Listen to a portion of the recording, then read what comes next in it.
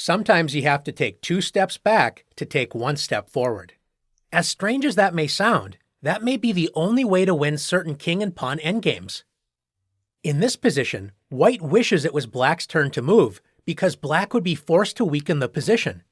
If black plays king to c5, guarding the passed pawn, white would simply play e6 followed by f5, when white's connected passed pawns would force black to give up the c4 pawn and enter a completely losing position. Of course, if black blocks the e5 pawn with king e6, white would simply capture black's pawn. With white to move, what is white to do? White can win the game by using a concept known as triangulation. Triangulation is a king maneuver that loses a tempo, giving your opponent the move. White will triangulate the king using the squares c3, c2, and d2, forming a triangle. White will take 2 steps back to take 1 step forward, losing a key tempo in the process. After king c2, white begins the triangulation plan.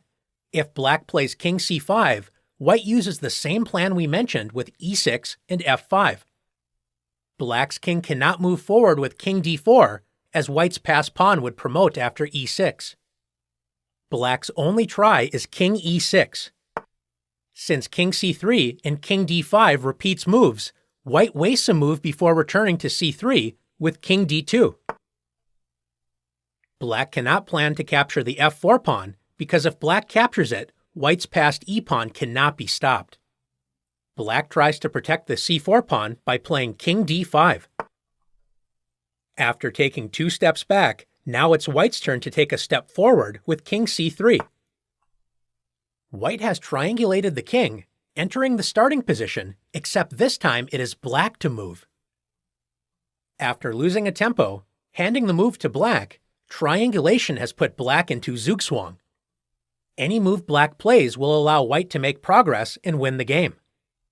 Let's take a look at another example of triangulation. In this position, white had just moved the king to d1. Before Grandmaster Viktor Korchnoi playing the black pieces made a move, white decided to resign. Why would white do this? White realized that Grandmaster Korchnoi would win the game using triangulation. Let's see why black needs to be careful in this position. If black rushes forward with king d3, after king e1 and e2, it looks like white's king is going to be forced away from the promotion square with an easy win for black. Unfortunately for black, white has the drawing resource g5. After f takes g5 and g4, black is forced to give up the e2 pawn to avoid stalemate, and after king e4, king takes e2, king f4, king f2, king takes g4, king g2, white gains the opposition and should draw the game. Black needs to triangulate the king using the d4, d5, and e5 squares. After king d5, black begins the triangulation plan. If white plays king e2, black will play king e4, taking over opposition, and after the king moves, black will take over the key f3 square, capturing white's pawns. After king e1, black does not move back to d4 when king d1 would repeat the position. The winning move is king e5. Black wastes a move before returning to the d4 square, the key move in triangulation. White now has a choice to move to d1 or f1. If white plays king f1, black completes triangulation with king d4, king e1, king d3, king d1, e2 check, king e1, and king e3. We enter the same position that will lose for white after white's other king move, king d1. Let's take a look. We reach the same position after king d1 and king d4.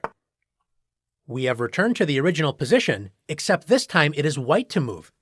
Let's see why this is important after king e1, king d3, king d1, e2 check, king e1, and king e3. We have reached the critical position.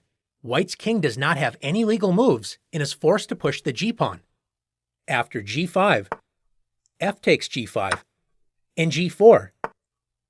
Because black's king is on e3, black can now play king f3, forcing king d2, when black wins the game with king f2.